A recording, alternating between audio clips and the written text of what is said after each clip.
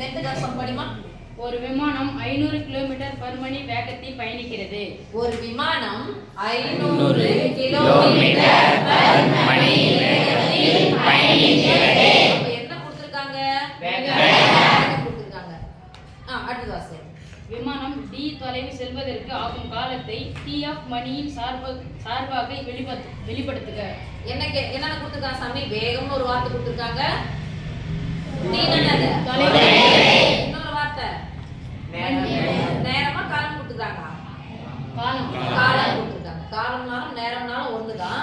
So வேகம், தொலைவு, காலம். இதுக்கு மூன்றுக்கும் உள்ள தொடர்பு என்னது? வேகத்தினுடைய ஃபார்முலா எழுது. இல்லனா ஈஸியா சொன்னதுனா சொல்லி வச்சுக்கிறோம். s ன்னு சொல்லிக்கிறோம். n = s ன்னு சொல்லிக்கிறோம். d னா தொலைவு. தொலைவு = வேகத்தையும் நேரத்தையும் பெருக்கலாம். தொலைவு கிடைச்சிரும். இப்போ தொலைவை தான் கேட்டிருக்காங்க. அப்ப தொலைவை எதனுடைய சார்பா எழுத சொல்லிருக்காங்க? t உடைய சார்பா. அப்ப per மணினா ஒரு மணி நேரத்துக்கு எத்தனை கிலோமீட்டர் போகுது? 500. யார் போறது?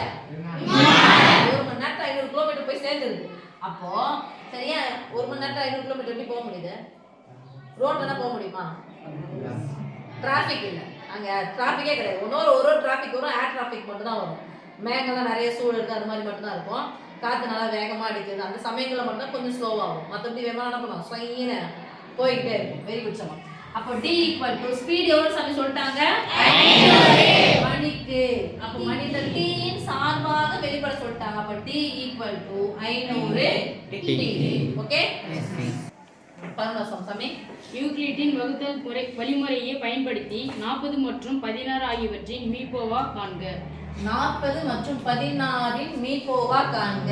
அவங்க கொடுத்துட்டாங்க. மீபோவா கண்டுபிடிக்கணும்னா நம்ம ஈஸியா போட்டுட்டு 40 16 வந்து எத்தனை முறை வருதுன்னு சொல்லிட்டு பார்த்துட்டு பொதுவானதை போட்டு வச்சிடலாம். 0 6 முடிஞ்சா ரெண்டாம் வாய்ப்பாடு வரும், இல்ல அதனால வாய்ப்பாடு வந்துன்னு சொல்லிட்டு ஈஸியா போட்டுடலாம். ஆனா அவங்க என்ன கொடுத்துட்டாங்க? யூக்ளிடின் வகுத்தல் துணை தேற்றத்தை பயன்படுத்த சொல்றாங்க. இப்போ யூக்ளிடின் வகுத்தல் துணை தேற்றம் நமக்கு சொல்லுங்க. a = bu + r 0 less than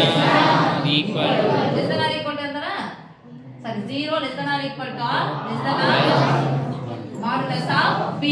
என்னன்னு பாக்குறீங்க? 0 வரணும். r என்பது மீதி 0 வரலாம். அது 0 விட எப்படி வரணும்? 0 விட பெருசா வரணும். b விட சின்னதா.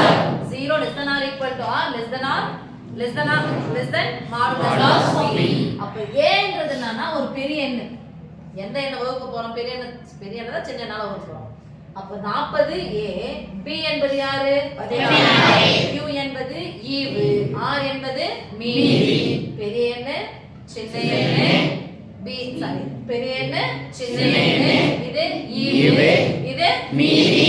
மீதி எது வர வரைக்கும் நம்ம வகுத்துட்டே போறோம்? 0 வர வரைக்கும் வகுத்துட்டே போறோம். சரியாமா? இப்போ என்ன நம்பர் போட போறோம்? 40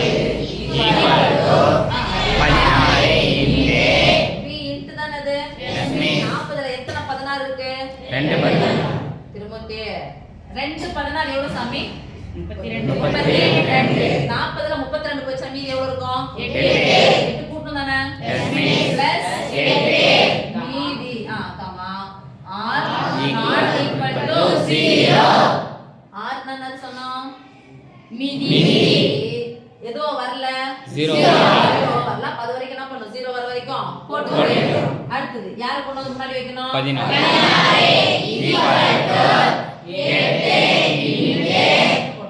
14 எத்தனை இருக்குது? 2 16 பிளஸ் இல்ல. அப்ப r = என்ன வந்துச்சு சாமி? 0. இப்போ எத்தனை முறை வந்திருக்குன்னு பெருசு இல்ல. யார் வந்திருக்காங்க? 8. அப்போ this implies me என்னது? 8. நீங்க ஃபார்முலா எழுதுனீங்கன்னா 1 மார்க். இல்ல ஃபார்முலா எழுதல டைரக்ட்டா நீங்க இந்த மாதிரி அப்ளை பண்ணி போட்டுட்டீங்கன்னா இது போட்டுட்டீங்கன்னா 1 மார்க். இந்த ரெண்டு ஸ்டெப்ல 6 6 கூட கொடுத்துவாங்க. 1 மார்க். ஆன்சர் எழுதுனீங்கன்னா 1 மார்க். ஓகே சாமி? சொல்ல புரியுதா? Yes miss. அடுத்து சாமி 12வது கணக்கு. 10 × 4 = x மட்டு 19 என்றவாறு அமையும். x x மதிப்பை காண்க. இப்போ மட்டு 19 சொன்னா 19வது பிளஸ்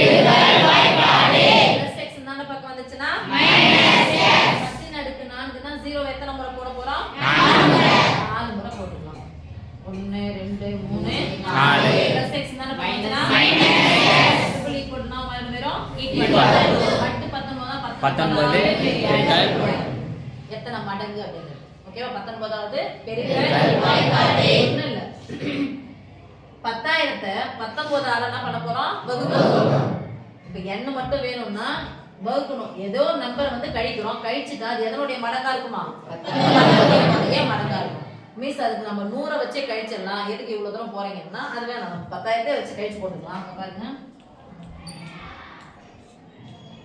19 நான் 19 நான் எடுத்துக்கலாம் 20 எடுத்துக்கலாம் இங்க ரெண்டு நம்பர் அடங்காத மூணு நம்பர் போட்டா 100 ரூபாய் 100 ரூபாயில எத்தனை 20 ரூபாய் இருக்கும் 1 ரூபாய் தான் கம்மியா இருக்குன்னா 5 போட்டுக்கலாம் அப்ப 5 1 ரூபாய் கம்மியா இருக்கா 5 1 ரூபாய் 20 ரூபாய் 5 20 ரூபாய் சேர்த்தா 100 ரூபாய் 5 1 ரூபாய்ல கம்மி பண்ணுங்க 95 இப்போ 100ல 95 போயிடுச்சா மீதி எவ்வளவு சாமி 5 ஒரு நம்பர் இறக்குனா என்ன ஆயிடும் 50 ஆயிடுமா 0 ஆயிடுமா இது 19ஆ 19 நான் எடுத்துக்கலாம் இது எவ்வளவு 50 எத்தனை 20 ரூபாய் 2 ரூபாய் 20 ரூபாய் விட கம்மியா தான இருக்கு எத்தனை கம்மியா இருக்கு அப்ப 40 ல 2 குறைச்சா எவ்வளவு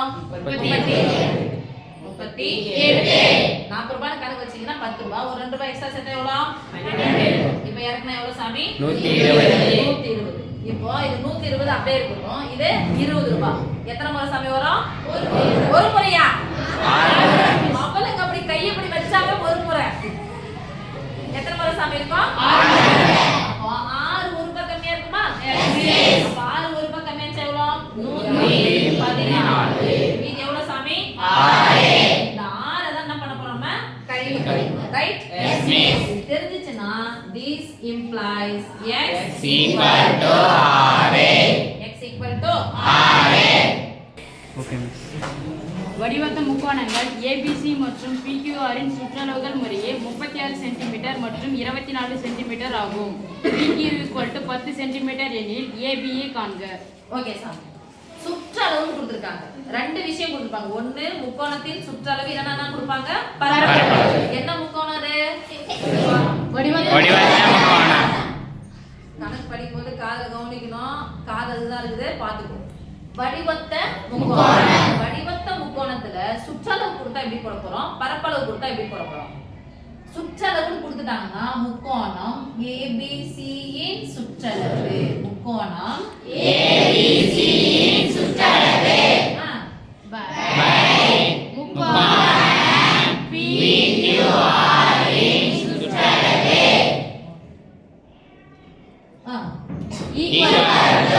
ரெண்டாவதா ஒண்ணு AB கொடுத்திருப்பாங்க இல்லனா BC கொடுத்திருப்பாங்க இல்லனா AC இங்க P கொடுத்திருப்பாங்க QR கொடுத்திருப்பாங்க இல்லனா PR இப்போ அவங்க கொடுத்தது AB by PQ அவ்வளவுதான் சாமி இது சுற்றளவு பரப்பளவுக்கு என்ன பண்ணணும்னா முக்கோணம் ABC இன் பரப்பளவு பை முக்கோணம் PQR இன் பரப்பளவு ஈக்குவல் டு பரப்பளவுனாவே எத்தனை அலகுகளை பெருக்குற மாதிரி இருக்கும் இதெல்லாம் ரெண்டு பக்கத்தை பெருக்குற மாதிரி வரும் ஓகே சாமி இதுல இது இன்டு இது பை இது இன்டு இதுன்னு சொல்லிட்டு வரும் இல்லனா ஸ்கொயர் வரும் ரெண்டு பக்கம் கூடாது AB square by PQ square AB square by PQ square புரியுதா பரப்பளவுனாவே ஸ்கொயர் சுற்றளவுனாவே ஒரே ஒரு அலகு மட்டும் தான் இருக்கணும் இப்போ சுற்றளவு கொடுத்தாங்க ABC இன் சுற்றளவு எவ்வளவு கொடுத்திருக்காங்க 36 PQR இன் சுற்றளவு என்ன கொடுத்திருக்காங்க 24 equal to AB கொடுத்திருக்காங்களா PQ கொடுத்திருக்காங்களா PQ கொடுத்திருக்காங்க அப்ப பை போட்டுக்கோங்க PQ னுடைய மதிப்பு 10 AB னுடைய மதிப்பு எனக்கு தெரியாது இது 36க்கும் 24க்கும் பொதுவா இருக்குது ஒரு 12 12 2 12 24 3 12 என்னடா பார்த்தா ஓர் எண் 2 ஐரன் 10 எந்த ஒரு எண்ணை ஒண்ணால வகுத்தா அப்படியே இங்க தூக்கிட்டு போங்க 35 AB ஈக்குவல் டு 15 சென்டிமீட்டர் கொடுத்திருக்காங்க பாருங்க அலகுகள் கொடுத்திருக்காங்களா centimetre AB equal to 15 centimetre அடுத்த கணக்கு சமயம் 14 ஆகும் f of x equal to x power n மற்றும் g of x equal to x power m எனில் first one f of g equal to g of என்பதை சரிபார்க்கவும். செகண்ட் ஒன், இங்கு சார்புகளின் சேர்ப்பானது பரிமாற்று விதியை பூர்த்தி செய்கிறதா காரணம் கூறவும். ஓகேமா. f of x equal to x power n, g of x equal to x power m. first one second one கொடுக்கலாம். first one க்கு 1 மார்க், second one க்கு 1 மார்க். இப்போ f of g equal to f I g இன் சார்பாக எழுதுக. f ஐ g சார்பாக எழுதுக. இப்போ f ல கொண்டு போய் x க்கு பதிலா யாரோட மதிப்பு போட போறோம்? g of x ஓட மதிப்பு யாரு? x power m. யாருக்கு பதிலா போட போறோம்? f ல பதிலா வச்சுக்கோங்க. x பை நிக்கணும் ஈக்குவல் டு அப்புறம் x பை x க்கு பதிலா என்ன போட போறோம்? x power m the whole power equal to whole power m. அடுக்கு அடுக்கா இருந்தா பெருக்கணும். அப்ப x power m. அடுத்து g of f equal to g of x ல அப்படியே ரைட் சைடு போறோம், x ல வரல வைக்கிறோம். x க்கு பதிலா என்ன போட போறோம்? x power n the whole power m equal to அடுக்கு அடுக்கா இருந்தா என்ன பண்ணணும்? பெருக்கணும். அப்ப x power m into n. x power m into n. f of g and g of f எப்படி வந்துச்சு பாருங்க. ரைட் சைடு சமமா. ரைட் சைடு சமமா. left side சமம். therefore g of equal to g of f. Second ஒன்னு கேக்குறாங்க பாப்பா. இங்கு சார்புகளின் சேர்ப்பானது பரிமாற்று விதியை பூர்த்தி செய்கிறதா காரணம் கூறவும். பரிமாற்று விதியை பூர்த்தி செய்யுதா இல்லையா?